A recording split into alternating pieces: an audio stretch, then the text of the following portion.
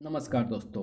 मेरा नाम है विजय कुमार। आप देख रहे हैं कॉमिक्स पिटारा चैनल को। तो चलिए दोस्तों, हम लोग कॉमिक्स पढ़ रहे थे मछली रानी बड़ी सियानी, और इसका पहला पार्ट मैंने अपने चैनल पर अपलोड कर दिया है।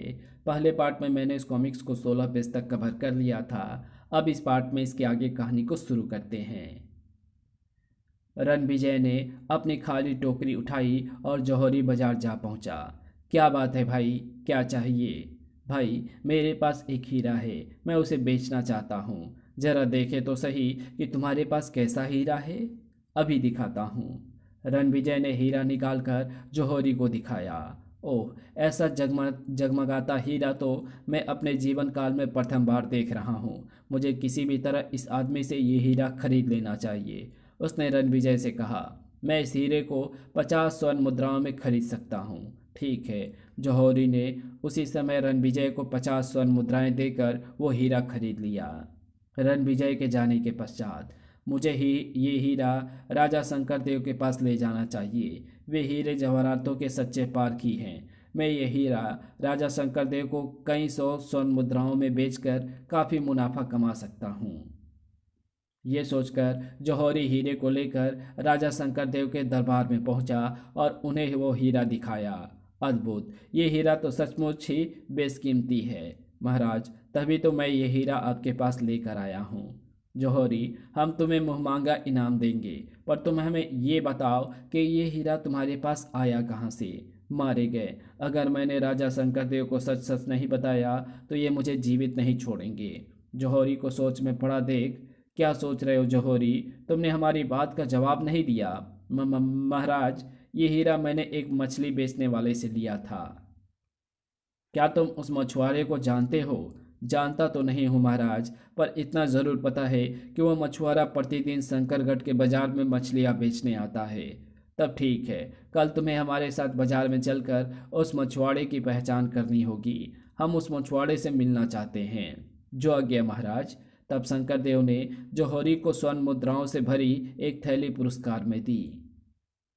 दूसरे दिन जौहरी राजा शंकरदेव के साथ बाजार में पहुंचा। महाराज, उस मछली वाले से कल मैंने वो हीरा खरीदा था। चलो उसके पास चलते हैं। तब वे दोनों रणविजय के पास पहुंचे।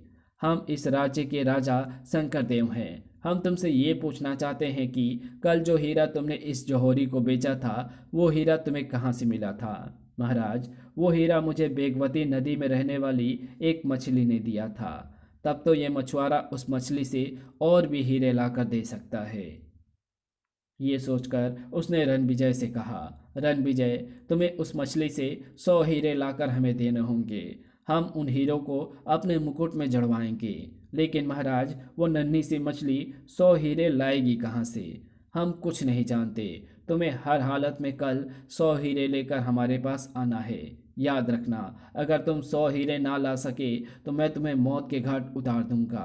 मैं कोशिश करके देखूंगा महाराज। उस शाम जब रणविजय शंकरगढ़ से अपनी झोपड़ी पर वापस लौटा, क्या बात है बेटा, आज तुम्हारा मुंह क्यों उतरा हुआ है? माँ, आज मैं एक मुसीबत में फंस गया हूँ। कैसी मुसीबत बेटा?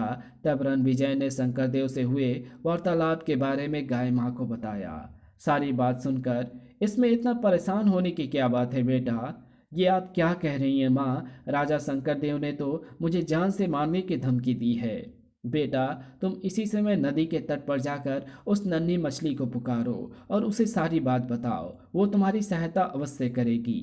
हाँ, ये आप ठीक कह रही हैं माँ, मैं अभी तट पर जाता हूँ। रणविजय उसी समय नदी के तट पर पहुंचा और उसने नन्ही मछली को आवाज़ दी। नन्ही मछली, नन्ही मछली, तुम कहाँ हो? कुछ ही देर बाद नन्ही मछली ने पानी में से मुंह बाहर निकाला।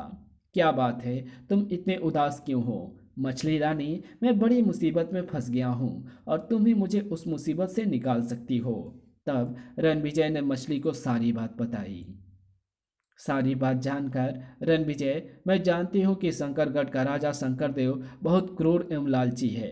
उसकी प्रजा उसके जुल्मों से तंग आ चुकी है। उसने तुमसे हीरे मांगकर अपनी मौत को पुकारा है। क्या मतलब मछली मछली रानी? समय आने पर तुम सब कुछ समझ जाओगे रणविजय। कल तुम शंकर देव के पास जाकर ये कहना कि वो जितने हीरे चाहे ले सकता है, पर उसे हीरे लेने के लिए स्वयं अपनी प्रजा के साथ मेरे पास आना होगा।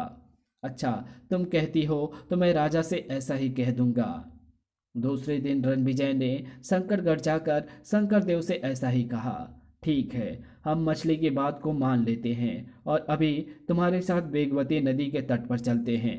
जैसी आपकी आज्ञा महाराज। शंकरदेव उसी समय अपने रथ पर सवार होकर रणविजय के साथ चल पड़ा। रथ के पीछे पीछे मंत्री, सेनापति एवं शंकरगढ़ की समस्त प्रजा भी चल रही थी। पूरे लाव लश्कर वेगवती नदी के तट पर पहुंचा तो नन्ही मछली, तुम कहाँ हो? अगले ही पल मछली ने पानी में से मुंह बाहर निकाला। क्या बात है रणविजय? मछली रानी, राजा शंकरदेव तुमसे हीरे लेने आए हैं। तब मछली ने राजा शंकरदेव से कहा, राजन, मेरे पास हीरे जवाहरातों का अकूत खजाना है। मैं आपको वो खजाना ही सौंप सकती हूँ, लेकिन मेरी एक शर्त है। कैसी शर्त? खजाने को लेने के लिए तुम्हें स्वयं मेरे साथ नदी की तलहटी में चलना होगा। तलहटी में ही खजाना रखा हुआ है। लेकिन मैं नदी की तलहटी तक कैसे जा सकता हूँ? नदी के पानी में कूदने से मैं नदी में डूबकर मर नहीं जाऊंगा? मेरे होते हुए तुम्हें डूबने की चिंता नहीं करनी चाहिए। फिक्र ना करो, मैं तुम्हारी रक्षा करूंगी। तब ठीक है, तो आओ मेरे पीछे पीछे, नदी में छलांग लगा दो। इतना कहकर मछली ने नदी में डुबकी लगा ली। तब शंकरदेव भी नदी में उतर गया और मछली भी पीछे पीछे नदी के पानी में समा गया। जब काफी देर हो गई और राजा शंकरदेव नदी में से नहीं निकला तो सेनापति ने परेशान होकर प्रधानमंत्री से कहा, प्रधानमंत्री जी, महाराज को नदी में कूदे हुए काफी समय व्यतीत हो गया है। वे अब तक वापस पानी के ऊपर क्यों नहीं आए? सेनापति जी, तलहटी में पड़े हीरे जवाहरातों को समेटने में कुछ तो समय लगेगा ही। कुछ देर बाद नन्ही मछली ने पुनः पानी से बाहर सिर निकाला। रणविजय, राजा शंकरदेव को लालच का फल मिल चुका है। अब वो जीवन पर्यंत नदी की तलहटी में हीरे जवाहरात इकट्ठे करता रहेगा।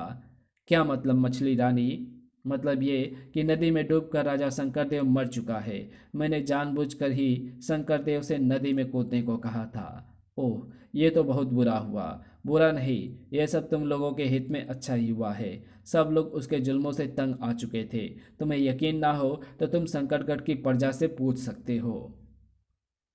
तब रणविजय ने लोगों से पूछा, भाइयों, क्या मछली रानी ठीक कह रही है? हाँ, मछली ठीक कह रही है। शंकरदेव की मृत्यु का समाचार पाकर हम सभी को अपार हर्ष हुआ है। लेकिन शंकरदेव की मृत्यु के बाद हमारे सामने एक समस्या उठ खड़ी हुई है। शंकरदेव निसंतान थे। उनकी मृत्यु के बाद शंकरगढ़ का राजा कौन बनेगा? ये भी कोई सोचने की बात है। रणविजय सिंह ने तुम लोगों को जालिम शंकरदेव से छुटकारा दिलाया है।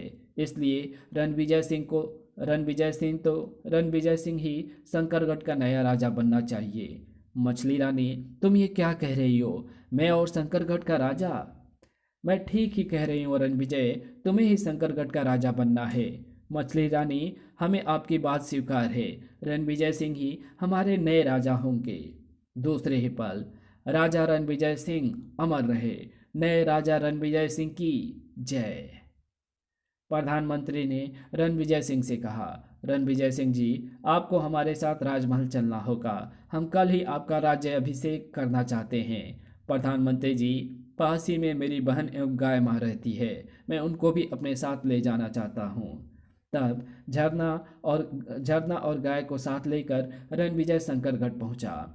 रणविजय, आज मैं बहुत प्रसन्न हूँ। कल तुम इस देश के राजा बनने वाले हो। माँ, ये सब आपके ही आशीर्वाद का फल है।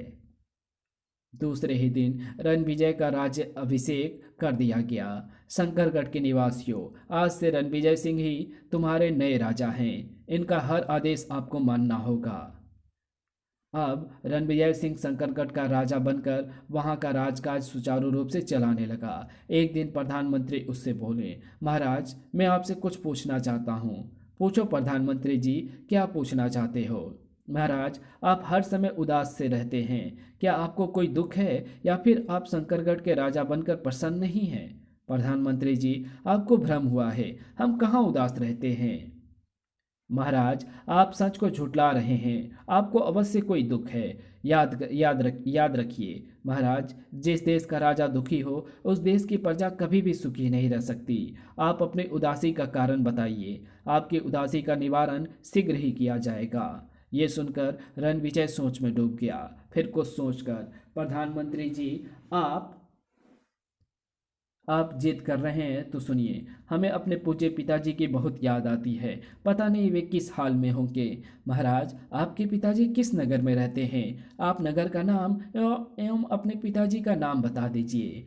गुप्तचरों को उस नगर में भेजकर हम उनकी कुशलता की सूचना मंगवा लेंगे, और यदि आपकी इच्छा होगी तो हम आपके पिताजी को शंकरगढ़ में ही ले आएंगे। प्रधानमंत्री जी, हमारे पिताजी का नाम ठाकुर दिग्विजय सिंह है और वे गंगापुर नगर में रहते हैं।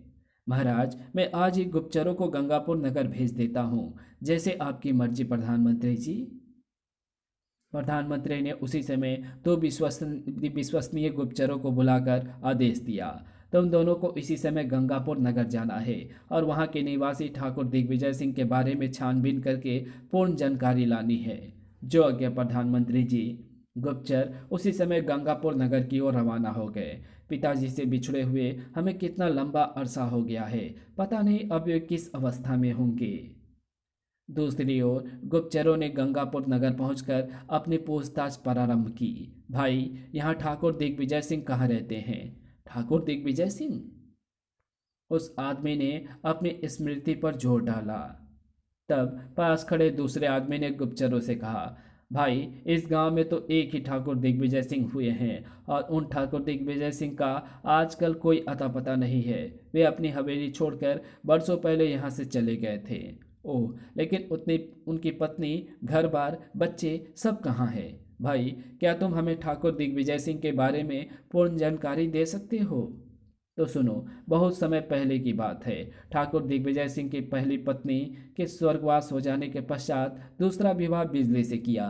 बिजली बहुत झगड़ालू औरत थी। ठाकुर साहब की पूर्व पत्नी से उत्पन्न दो संतानों, रणविजय सिंह और झरना, को वो बहुत दुखी रखती थी। एक दिन जब ठाकुर साहब घर से कहीं बाहर गए हुए थे तो बिजली ने दोनों बच्चों को घर से निकाल दिया। कई दिन पश्चात जब ठाकुर दिग्विजय सिंह अपने घर वापस आए तो उन्हें बिजली की इस करतूत का पता चला। तब उन्होंने क्रोध में भरकर बिजली को भी मार पीट कर घर से निकाल दिया। इस तरह ठाकुर दिग्विजय सिंह हवेली में बिल्कुल अकेले रह गए थे। वे संतान के बिछोह के कारण अंदर ही अंदर टूट गए थे। अतः एक दिन इसी गम में पागल होकर ना जाने गंगापुर नगर से कहाँ चले गए। उनके बाद चोर डाकुओं ने उनकी हवेली पर हमला बोलकर हवेली को लूट लिया। ओह, बड़ी दुख भरी दास्तान है ठाकुर दिग्विजय सिंह जी की। इतनी जानकारी देने के पश्चात वो आदमी आगे बढ़ गया। तब दूसरा गुप्तचर पहले वाले से बोला, ठाकुर दिग्विजय सिंह के बारे में हमें सारी जानकारी मिल चुकी है। अब हमें शंकरगढ़ वापस लौट जाना चाहिए। तुम ठीक कह रहे हो। तब दोनों गुप्तचरों ने अपने घोड़े शंकरगढ़ की ओर मोड़ दिए। शंकरगढ़ वापस लौटकर गुप्तचरों ने सारी बातें प्रधानमंत्री जी को बताई। तब गुप्तचरों की दी हुई जानकारी प्रधानमंत्री ने रणविजय सिंह को जाकर बताई तो, ओह, हमारे पिताजी पागल हो गए। हमारी हवेली वीरान पड़ी है। हाय, हमारे खानदान पर यह कैसा कहर टूटा है। महाराज, धीरज रखिए। दोनों को होने को कोई नहीं टाल सकता। भगवान को शायद ऐसा ही मंजूर था। तब रणविजय उदास से गाय माँ के पास पहुँचे और उन्हें सारी बात बताने के पश्चात, माँ, पिताजी की हालत के बारे में सुनकर हमारे दिल को बहुत धक्का लगा है। पता नहीं पागलपन की अवस्था में वो कहाँ कहाँ भटक रहे होंगे। इतना कहकर रणविजय फूट फूट कर रोने लगा। ये देखकर, बेटा, मैं जानती हूँ कि तुम्हारे पिताजी और तुम्हारी सौतेली माँ बिजली इस समय कहाँ है। क्या आप जानती हैं माँ? लेकिन आपने आज तक हमें बताया क्यों नहीं? बेटा, मैं समझती थी कि उन लोगों ने तुम्हारे साथ जो सलूक किया था उसके कारण तुम्हारे मन में उनके प्रति घृणा भर गई होगी। इसलिए सब कुछ पता होते हुए भी मैंने तुम्हें उनके बारे में नहीं बताया था। माँ, वे जैसे भी हैं मेरे पिता हैं, और फिर इसमें उनकी गलती नहीं, सौतेली माँ बिजली की थी। आप जल्दी से बताइए कि मेरे पिताजी इस समय कहाँ हैं। बेटा, तुम्हारे पिता इन दिनों गिरधरपुर नगर की सड़कों पर पागलों की तरह घूम रहे हैं। माँ, मैं अभी गिरधरपुर जाकर पिताजी को यहाँ ले आता हूँ। लाकर मैं उनका उचित उपचार करवाऊँगा। इतना कहकर रणविजय तेजी से वहां से चला गया। वो उसी समय रथ में बैठकर गिरधरपुर की ओर चल दिया। गिरधरपुर पहुंचकर उसने बहुत खोजबीन करने के पश्चात ठाकुर दिग्विजय सिंह को ढूंढ ही निकाला। ए भाई, तुमने कहीं मेरे बच्चों रणविजय और झरना को देखा है? उस आदमी ने अपना कंधा झटका और हंसता हुआ आगे बढ़ गया। यह देखकर रणविजय आगे बढ़ा। बाबा, मैं तुम्हारे बेटे रणविजय और बेटी झरना को जानता हूँ। अच्छा, क्या तुम मुझे उनके पास ले जा सकते हो? हाँ हाँ, क्यों नहीं। तब रणविजय सिंह ने अपने पिता को रथ में बिठाया और रथ को शंकरगढ़ की ओर मोड़ दिया। शंकरगढ़ पहुंचकर उसने ठाकुर दिग्विजय सिंह का राजवैद्य से निरीक्षण करवाया। राजवैद्य जी, क्या ये ठीक हो सकते हैं? इनका पागलपन दूर हो सकता है? महाराज, सदमे ने इनके दिमाग पर बहुत बुरा असर डाला है। उपचार के बाद ये पूरी तरह ठीक हो सकते हैं। ठीक है राजवैद्य जी, आप इनकी पूरी लगन के साथ उपचार कीजिए। तब रणविजय सिंह झरना के पास पहुंचा और उसे सारी बात बताई। तत्पश्चात, झरना, गाय माँ कहाँ है? वे कहीं दिखाई नहीं दे रही हैं। भैया, जिस दिन तुम पिताजी को लेने गिरधरपुर गए थे, गाय माँ उसी दिन राजमहल से ना जाने कहाँ चली गई हैं। ओह। राजवैद्य के उपचार के कारण ठाकुर दिग्विजय सिंह जल्दी पूरी तरह स्वस्थ हो गए। उनका पागलपन दूर हो गया। तब एक दिन झरना और रणविजय उनके पास पहुंचे। आपको आपने हम दोनों को पहचाना? आप दोनों कौन हैं? क्या आप लोगों ने ही हमारा इलाज करवाया है? सब। तब रणविजय ने आगे बढ़कर पिता के पैर छुए। पिताजी, हम आपके खोए हुए बच्चे रणविजय और झरना है। क्या? तब रणविजय ने ठाकुर दिग्विजय सिंह को अपनी आप बीती बताई। सारी बात जानकर उन्होंने झरना और रणविजय को छाती से लगा लिया। मेरे बच्चों, तुम कहाँ खो गए थे? हमें छोड़कर तुम कहाँ चले गए थे? तीनों की आंखों में खुशी के आंसू झलक रहे थे। अब ठाकुर दिग्विजय सिंह राजमहल में रणविजय और झरना के साथ ही रहने लगे। एक दिन जब रणविजय और झरना दिग्विजय के साथ रथ में बैठकर देवी माँ के दर्शन के लिए जा रहे थे तो बिजली, और इस रूप में। कौन?